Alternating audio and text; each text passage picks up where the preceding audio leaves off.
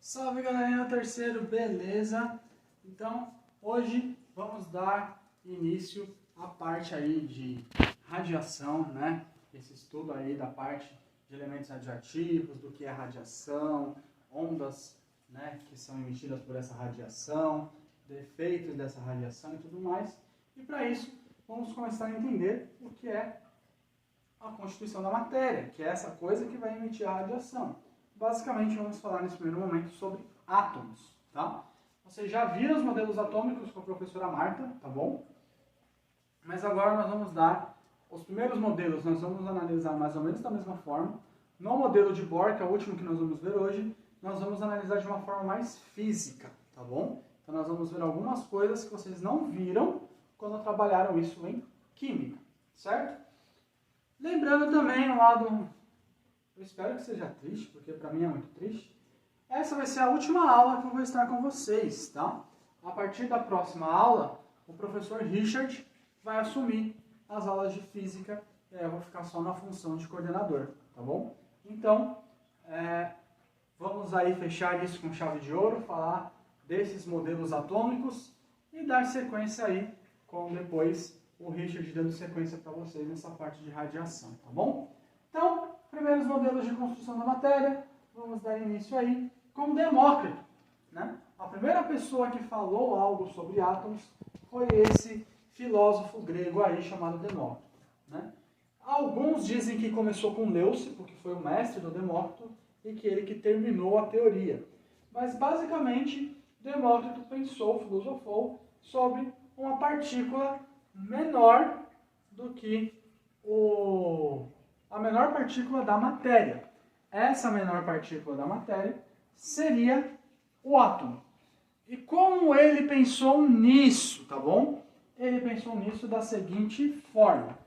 Dizem, não sei o quanto é verdade, né, mas tem essas lendas aí das maçãs, tanto com Newton quanto com Demócrito, que Demócrito estava lá debaixo de uma árvore, uma maçã caiu, ele pegou a maçã e falou, caramba, estou morrendo de fome, vou comer essa maçã. Mas dizem as más línguas que Demócrito era uma pessoa bastante fresca, então ele não pegava a maçã e simplesmente mordia. Ele tinha que pegar uma faquinha e ir cortando pedacinho por pedacinho dessa maçã, tá bom? E aí ele foi cortando a maçã e vendo, meio que óbvio para a gente agora, mas não era tão óbvio naquela época, pensa, nós estamos aí antes de Cristo, né? Demócrito pensou, caramba, cada vez que eu corto, os pedaços ficam menores, e menores, e menores. Até quando eu consigo cortar? E aí ele foi tentando cortar, até que chegou numa partícula que ele não conseguiu cortar mais. E essa partícula ele deu o nome átomo, que significa indivisível em grego, tá? Então, notem que essa aptidão científica já era desde aquela época sem criatividade para nomes. Por quê? Átomo, né? Tomo em grego, esse tomo, significa divisão. E em português, quando nós queremos negar o significado da palavra, na maioria das vezes, nós colocamos um prefixo in, né? Nem tudo que começa com in é que está negando a palavra, tipo inflamável, né? Porque ele já é de uma palavra inteira. O in não foi adicionado no flamável. Inflamável já é a palavra. Agora, quando uma palavra tem significado sem o in está negando a palavra. Então, por exemplo, indivisível. Divisível tem sentido, é algo que dá para dividir. Indivisível, que não dá para dividir. Visível, algo que se vê. Invisível, que não dá para ver. Tá? Algo quebrável, é algo que dá para quebrar. Inquebrável, não dá para quebrar. Em grego, o que faz essa função do nosso in é o a. Então, tomo é divisível. Átomo, indivisível. Então, Demócrito literalmente pensou, caramba, tudo é composto por partículas tão pequenas que são indivisíveis. Que nome eu dou para essa partícula? Já sei, indivisível. Então, foi exatamente esse o pensamento de Demócrito. Então, ele foi o primeiro a falar sobre átomos, tá? Porém, essa questão de átomo, ela foi tomando outras proporções, outras teorias ganharam força na época com filósofos mais famosos. Então, essa ideia do átomo ficou meio guardada na caixinha por muitos e muitos e muitos anos. até que chegou esse outro cara aqui, Dalton, tá? Demócrito, nós estamos aí mais ou menos em 500, por ali, antes de Cristo, tá? Dalton, nós já estamos ali em 1700, depois de Cristo, tá bom? Então aí, 2000 anos depois, tá? 1700, final de 1700, mais ou menos, nós estamos aqui, meados para final de 1700. E aí ele foi o primeiro cientista a relatar sobre o átomo. A diferença é que o Dalton, ele não pensou, quero criar um modelo do átomo. Ele pensou, quero juntar as leis de Lavoisier e Proust em uma só. Tá? E aí, quando ele tentou fazer isso, ele criou esses enunciados. Né? E esses enunciados aí geraram o modelo atômico de Dalton, mas a tentativa dele foi juntar Lavoisier e Proust, suas teorias. Então, todas as substâncias são formadas por átomos. Átomos não são criados e nem destruídos. São esferas rígidas e indivisíveis. Isso aqui vem da lei de Lavoisier. Átomos de um mesmo elemento químico são iguais em todas as suas características. Isso aqui já está puxando um pouquinho da lei de Proust, tá? Os átomos dos diferentes elementos químicos são diferentes entre si. As substâncias simples são formadas por átomos de um mesmo elemento químico. As substâncias compostas, ou compostos químicos ou apenas compostos, são formados por átomos de 2 ou mais elementos químicos diferentes, que se combinam sempre na mesma proporção. Isso aqui é Proust. E nas reações químicas, os átomos apenas se recombinam. Isso daqui também é uma junção de Lavoisier e Proust. Então, esse serzinho aqui, que é o meu gato, está fazendo arte, eu já volto aqui, pronto. Dalton, ele tenta juntar essas leis. E aí surge esse modelo de Dalton, que fica conhecido como o modelo da bola de bilhar, por ser uma esfera rígida e indivisível. Tá? E pequena, né? A bola de bilhar é pequena. E aí, lembrando, ele não tentou criar um modelo atômico, mas acabou gerando esse modelo atômico aí inicial ao fazer essas questões. Muitas das coisas que estão aqui se mantêm, tá? Então, por exemplo, substâncias simples são formadas por átomos de um mesmo elemento químico, isso se mantém. Substâncias compostas são formadas por átomos de elementos químicos diferentes, isso se mantém. Mas o conceito de elemento químico mudou, tá? Elementos químicos eram átomos que tinham a mesma massa atômica, mas depois isso agora, elementos químicos são um conjunto de átomos com o mesmo número atômico. Então alguns conceitos aqui mudaram, tá? Mas muitos se mantêm. Essa última definição se mantém, a definição de substâncias simples e compostas se mantém, tá? Átomos de diferentes elementos químicos são diferentes entre si, porém existem átomos de mesmo elemento químico que também têm diferenças, tá? Então algumas definições ficaram mais completas, outras mudaram e muitas permaneceram. E o fato dele ter criado um modelo em que muita coisa, desde 1700 e alguma coisa, até 2020 não foram alterados, mostram quanto esse cara era realmente genial. Tá? E aí, o modelo da bola de bilhar, um esbocinho dele. Depois vem esse cara, o Thomson. Tá?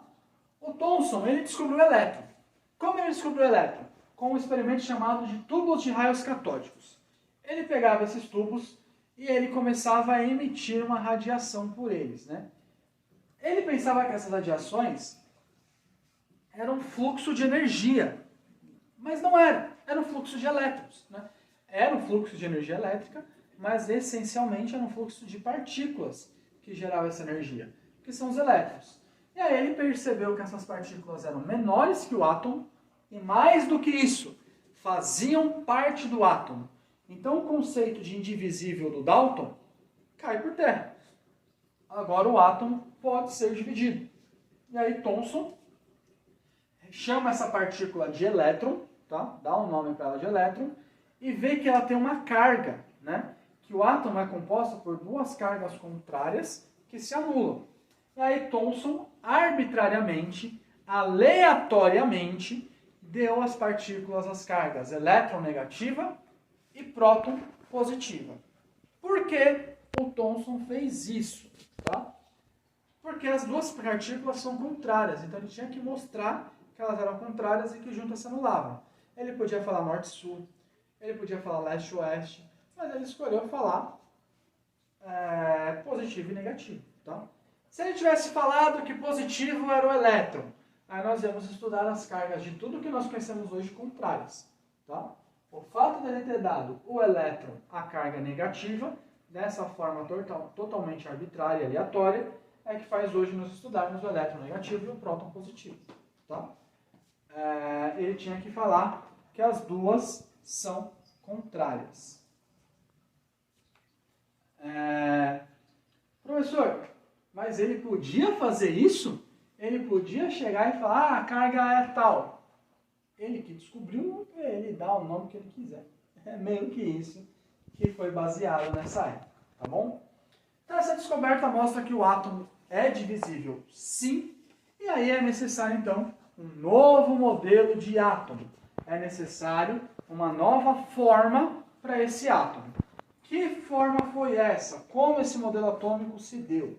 Então, basicamente o Thomson propôs o seguinte: o átomo é uma grande esfera maciça, então esse modelo esférico e esse modelo maciço, ele continuou, embora agora ele só pode ser dividido, é isso que muda, né, para o de Dalton. É uma grande esfera maciça e essa esfera tem carga positiva. Tá? E anexos, né, presos nessa carga grande positiva, eu tenho várias carguinhas pequenas negativas, que são os elétrons. Duas coisas que o Thomson mostrou. Ele já conseguia dar essa diferença de tamanho da carga, embora isso não interfira no valor, mas naquela época não tinha como saber isso, e separar em positivo e negativo. Tá? Então, esse foi o modelo mais ou menos de Thomson, que ficou chamado de pudim de passas. A carga grande positiva seria o pudim, e os elétrons anexos, as passas nessa massa de pudim. Então, uma grande esfera maciça e positiva, e os elétrons anexos. Aí essas carguinhas pequenas, quando você juntava tudo, anulava a carga positiva grande. Era essa a ideia do Thomson. Tá? E aí, algum tempo depois, poucas vezes depois, na verdade, veio o Rutherford. O Rutherford, ele pega um experimento do Goldstein, né, que é um cientista aí paralelo ao Thomson. Esse Goldstein aqui, esse alemão, ele faz experimentos parecidos com raios catódicos, mas com partículas diferentes, não eram os elétrons. E aí o Rutherford percebe que aquelas partículas eram outra carga, outra parte do átomo. E aí foi descoberto o próton. Rutherford nomeia a partícula de próton, porém agora ele não pode falar que essa partícula é negativa, porque a carga dela é contrária do elétron. Se o elétron já era negativo, o próton sobrou positivo. Tem que ser o contrário. Então o Thomson ganhou nessa corrida aí. Tá? Porém agora com duas partes, esse modelo aqui não faz mais sentido, porque ele só considera uma parte. E o próton também seria uma partícula pequena. Embora ele fosse 1836 vezes mais pesado do que o elétron em média, e mais ou menos esse tamanho maior também, com um raio muito maior do que o do elétron, ele viu que as cargas eram 1 para 1. O valor de carga era 1 para 1. Então aquele modelo não fazia mais sentido. Então, o Rutherford tenta fazer uma experiência para chegar em um novo modelo, tá bom? E esse novo modelo ele fez a partir dessa experiência. Aqui tinha um canhão, né, de partículas que era alimentado pelo elemento césio e ele disparava partículas positivas, chamadas partículas alfa. Essas partículas eram enviadas por uma lâmina de ouro bem fininha, bem fininha. Pense a finura de um fio de cabelo, mais ou menos. Então era bem fino, tá? Era bem mais fino do que uma folha normal. Essa folha, então, essas partículas alfa eram disparadas nessa folha de ouro, nessa lâmina finíssima de ouro, e em volta dessa lâmina de ouro foi colocado um detector de partículas. Esse detector emitia um brilho no lugar que a partícula alfa acertava ele. Então o que o Rutherford viu?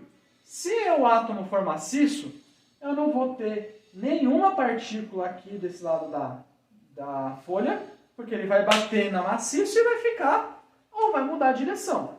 então nada vai atravessar a folha. E aí ele viu que a maioria das partículas atravessavam a folha. Algumas partículas batiam e eram refletidas, né? Então batia e refletia. Algumas poucas tinham sua trajetória levemente alterada, mas ainda assim atravessavam a folha. E algumas outras partículas atravessavam a folha como se nada estivesse à sua frente.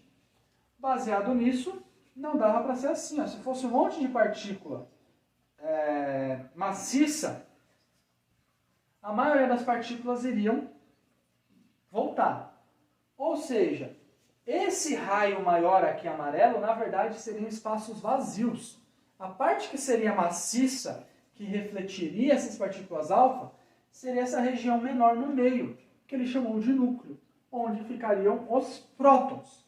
E aí os elétrons ficariam orbitando de forma aleatória esses prótons, numa região que ele chamou de eletrosfera.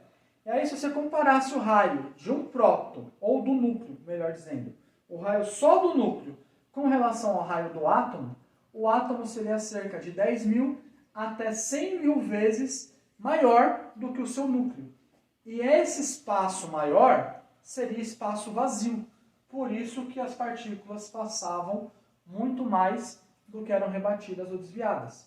Elas eram rebatidas quando ele conseguia acertar exatamente o próton, e aí o próton ficava sempre naquela região, e elas eram levemente desviadas quando acertavam um elétron, ou depois que foi descoberto o nêutron, também entrou aí nessa parada o nêutron, que aí ele sofreu um breve desvio, porque não tinha a mesma carga, então ele não era repelido.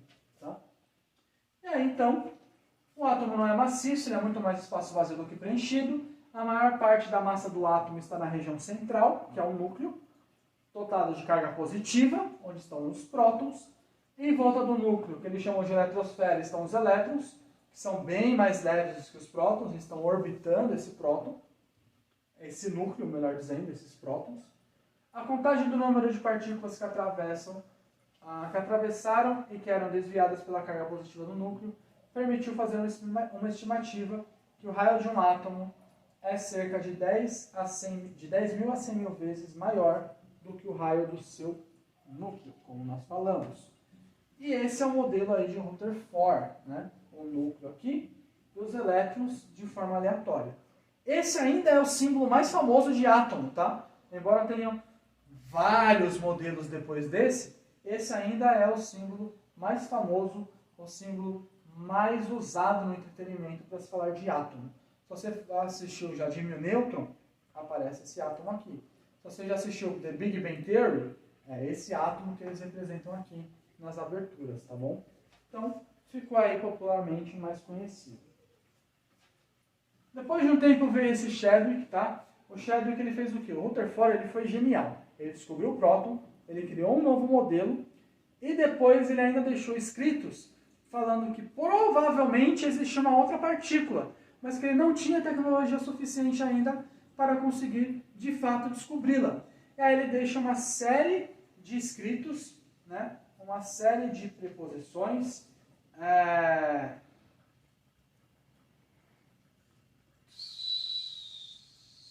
não vou lembrar o nome exato que eu quero agora, mas uma série de escritos falando sobre o nêutron, tá? Dessa partícula que provavelmente estava ali junto dos prótons no núcleo do átomo.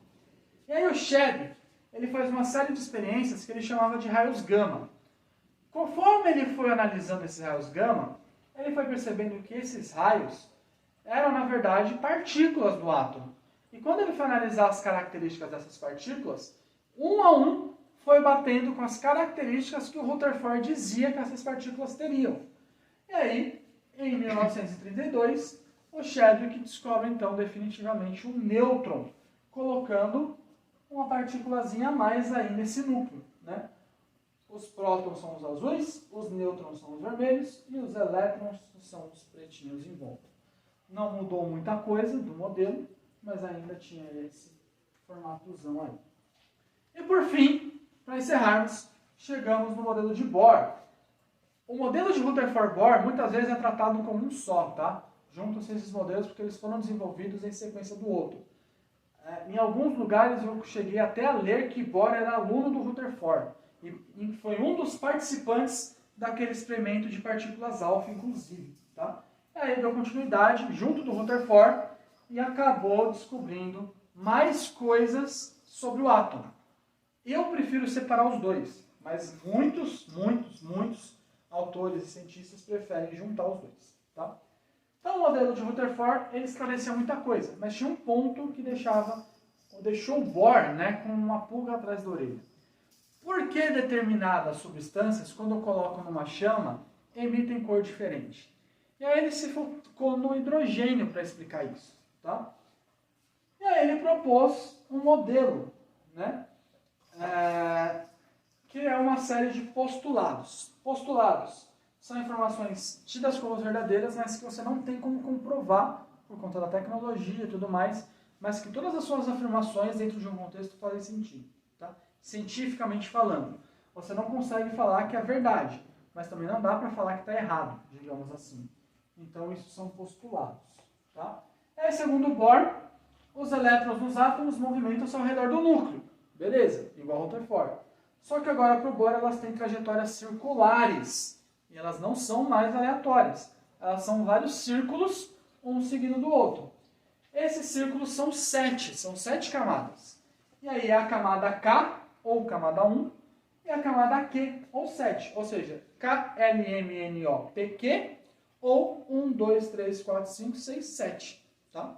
São as camadas. A camada K, ou 1, é a primeira, é a que está mais perto do núcleo, e a menor, consequentemente. E a camada Q, ou 7, é a maior e a mais distante do núcleo. Tá bom? E aí, conforme vai tendo 1, 2, 3, 4, 5, 6, 7, as camadas vão se afastando e ficando maiores. K, L, M, N, O, P, Q, mesma coisa, os correspondentes, tá bom?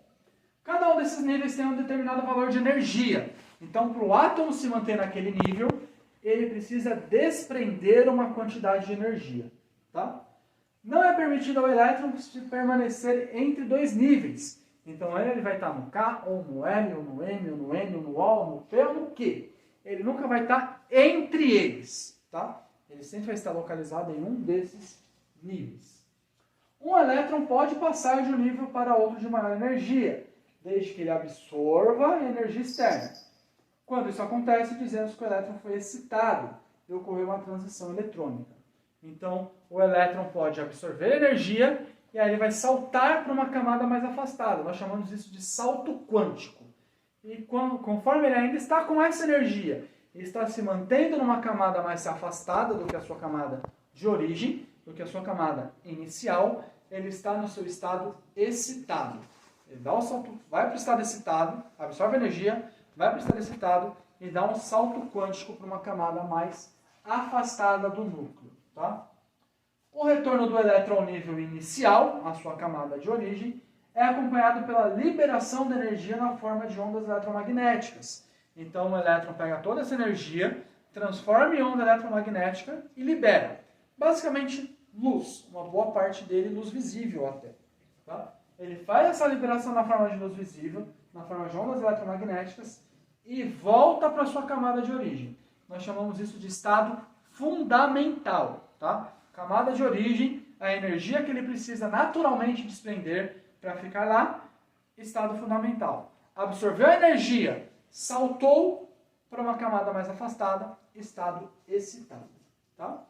Uma novidade relevante na teoria de Bohr é o fato de a energia do elétron ser quantizada, ou seja, possuir alguns valores. Ou seja, agora eu posso atribuir valores para a energia do elétron.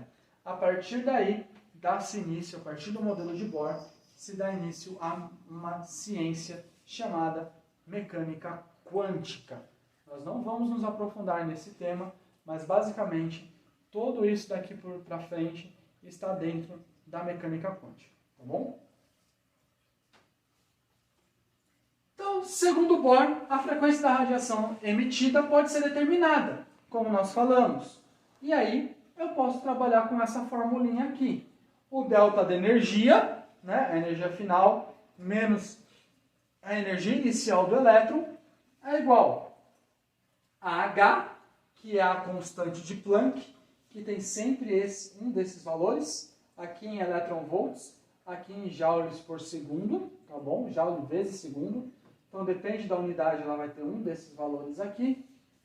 E a frequência, que é a quantidade de repetições que a onda eletromagnética tem. Tá? Então, com essa formulazinha aqui, dá para se calcular a energia do elétron. Ela passa a ser quantizada. Tá? Em função das diferentes órbitas, disse que o elétron está em um estado estacionário ou nível de energia, onde cada órbita é caracterizada por um número quântico. Então, aqueles níveis que eu falei, 1, 2, 3, 4, 5, 6, 7, esse é o número quântico. É o número que representa essas camadas. Então, quando eu falo camada 5, é o nível 5, é a camada 5, ou camada KLMNO. Tá? Camada O é o número quântico 5, certo? Assumindo valores inteiros.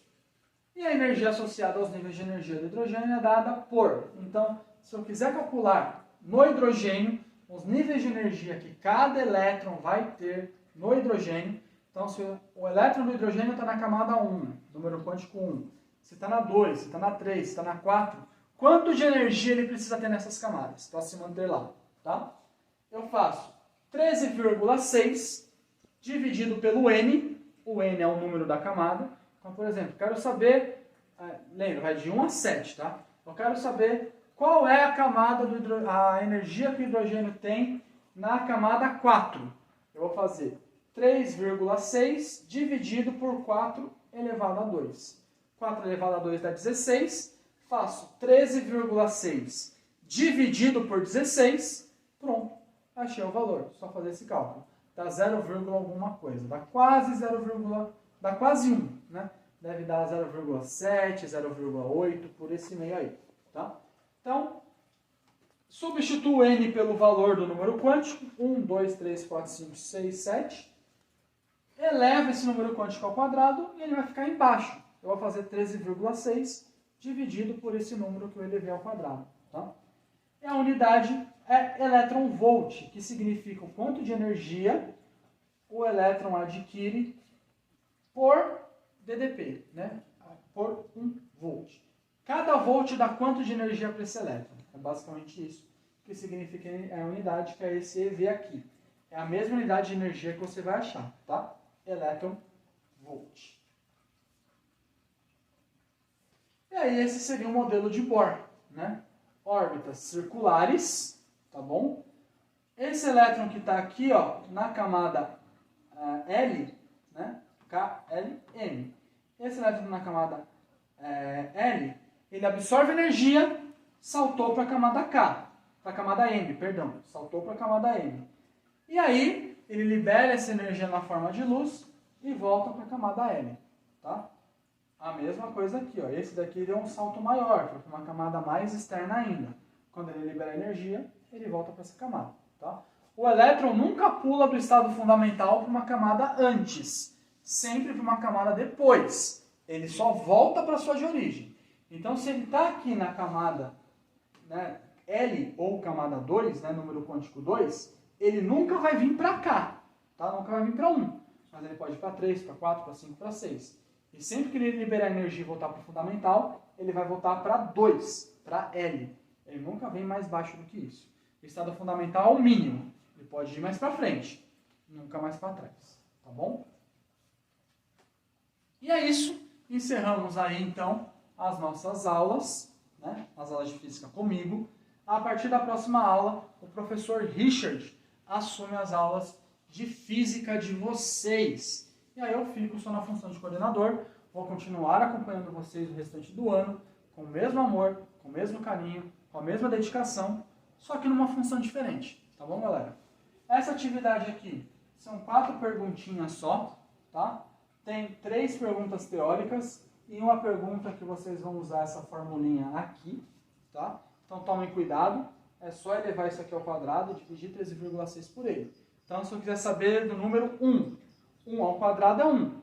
13,6 dividido por 1 dá 13,6. Tá? Então, são cálculos bem rápidos, bem básicos, tá bom? É só essa formulinha aqui que vocês vão usar na última questão. E é isso. Essa atividade, então, essas 4 questõezinhas para sexta-feira da semana que vem, dia 25/9, tá?